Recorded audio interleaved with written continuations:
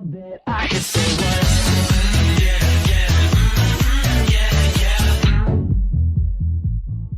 what? What's cracking, little bitches? I got an editing setup now. Worst of the year, 2024. Let's go. One part only. You're not going to believe this. 10% luck, 20% skill, 15% concentration. Smile 2. We got Smile 2. The reason for this movie being on the list are all spoiler related, so spoilers for Smile 2. Yeah, spoilers for Smile 2. Here's every scene in Smile 2 for the first hour, in case you're curious.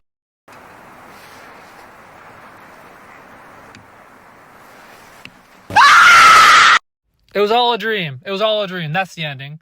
It was all a dream. Everything from when she put on her dress, 20 minutes in the movie that exposed her car crash scars, everything after that, none of it fucking happened. That's the ending. Also, the demon makes no sense in these movies at all. Apparently, it could just kill you in like 5 hours like it does in this movie. But in the first movie, it lets the main girl live for like 4 days, and then the guy in the opening for 7 days. So this whole movie is just him trolling. So there's no tension at all. Because at any moment, he could just end it all. But he's just so cool. He's like, I'm gonna mess with her head. I'm gonna mess with her head.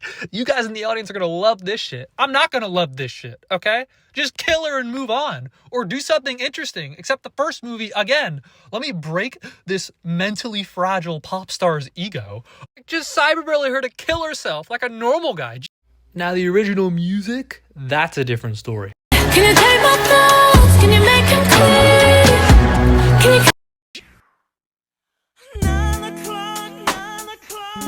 Piece by piece, the Pharrell Williams story, or whatever the fuck. These music biopics, they have to stop. These glaze sessions for 2 hours since Bohemian Rhapsody. There's like 5-minute segments in this movie where Pharrell just walks in the room and he's like, dude, I cooked up the most fire-ass beat. I went to Jay-Z's studio, and after 3 seconds of hearing it, Jay-Z stood up and he's like, this is going in my music video. He posts it. Everyone's like, oh my God, I love Pharrell. Gwen Stefani comes and she's like, oh my God, Pharrell, be in my music video. Oh my God. Not every musician needs a movie. What happened to Pharrell? He grew up, he made beats, his grandma got sick.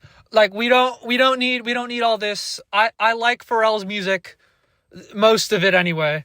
He made the worst song ever for the Minion movie, and they of course spend like 15 minutes on that song. The Happy, like you know how that shit goes. This epidemic has to stop with these movies. Robbie Williams, Amy Winehouse, Bob Dylan, these all came out this year, dude. We can't do it anymore. Like, Walk Hard, A Dewey Cox Story is like a parody of music biopics. Like, movies are doing plot points that are in that movie as a joke. Like, now. Like, we're regressing as a society in film for these movies about musicians that no one cares about. That is the same thing every time. Because Rami Malek won Best Actor for Bohemian Rhapsody like 7 years ago. This shit needs to stop. The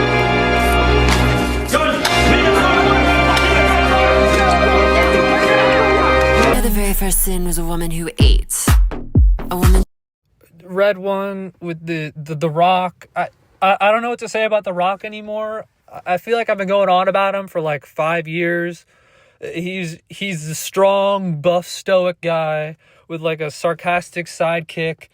You've seen it before. He's done it with Kevin Hart like God knows how many times at this point.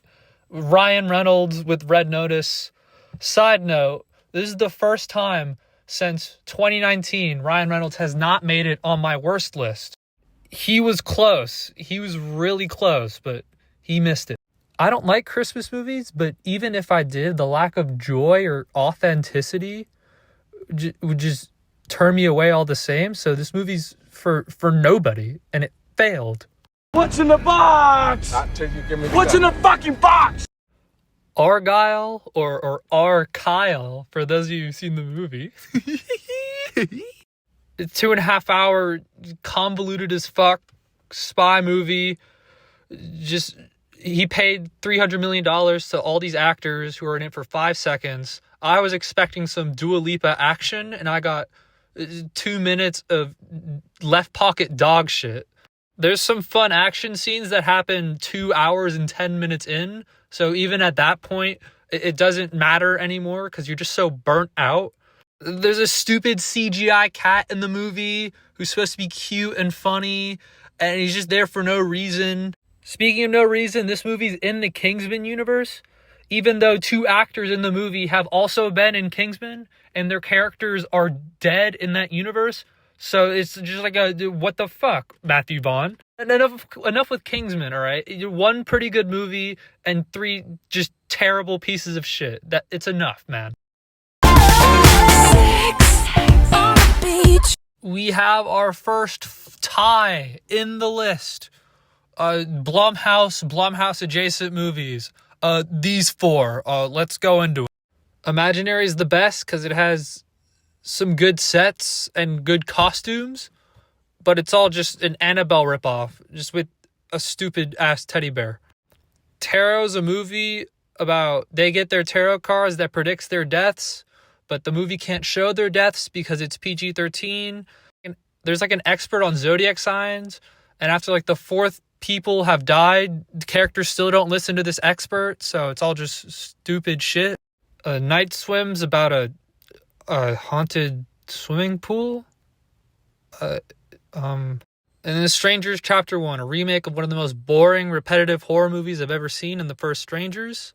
The director said, I didn't want to do a remake or a sequel to it, because that would be too derivative.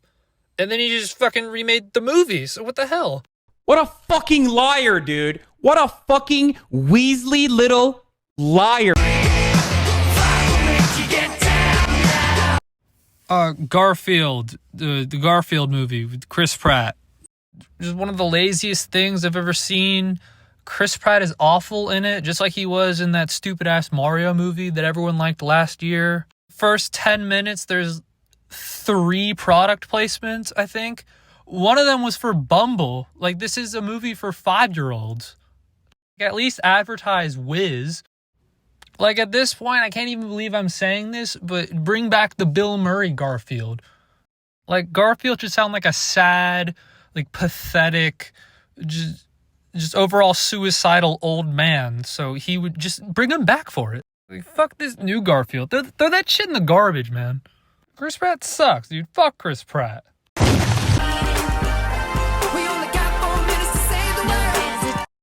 The Sony movies, Kraven the Hunter and Madam Web. Yes, Joker 2 did not make the superhero quota for the worst of the year list. It just wasn't that terrible to me. I don't know what that says about me, but yeah. Kraven the Hunter, I think I liked less because it was just boring and like 30 minutes longer than Madam Web. But Madam Web, there's a whole character in that movie whose dialogue is out of sync with the audio. Goes by. My appointment with death gets closer. Like, you pay $20 for a movie and you can't even be fucked to sync the audio with the characters. That's just, you're lowering the bar for movies. And then Aaron Taylor Johnson comes in, just shitting all over his great performance in Nosferatu. Some of the most like bizarre scenes that I've ever seen in a superhero movie.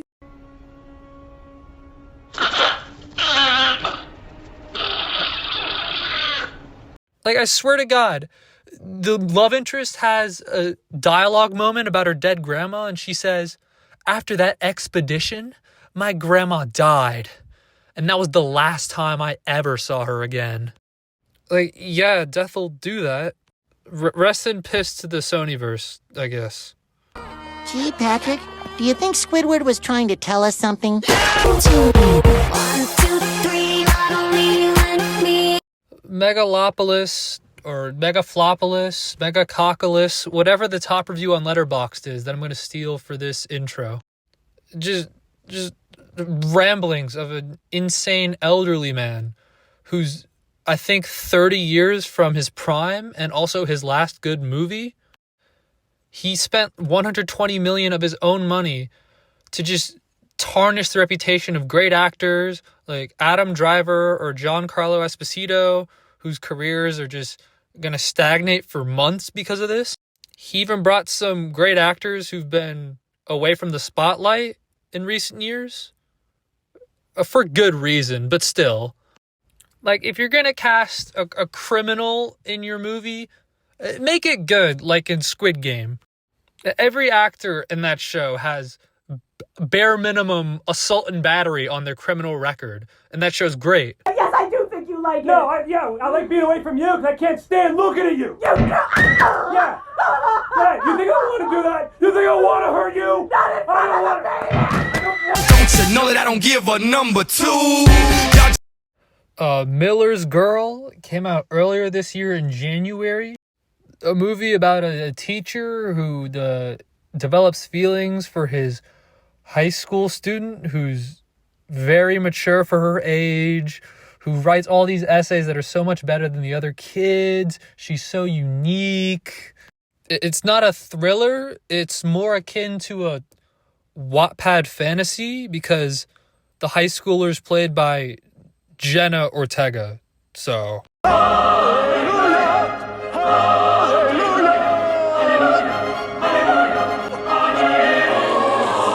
I guess we could excuse the pedophilia, I guess, this one time. Now, I'm not being a stickler, but I can't believe I'm saying this. There can be good movies about pedophiles. Just as long as you condemn it. Or shit, I'll even go even further. Like Lolita, you don't even have to condemn it. Wait, shit, no. Just as long as it's portrayed. Wait, no. Wait, just as long as it's clear. Wait, stop. What I'm saying is, if you're gonna make a serious movie about this, either condemn it or make the characters like interesting.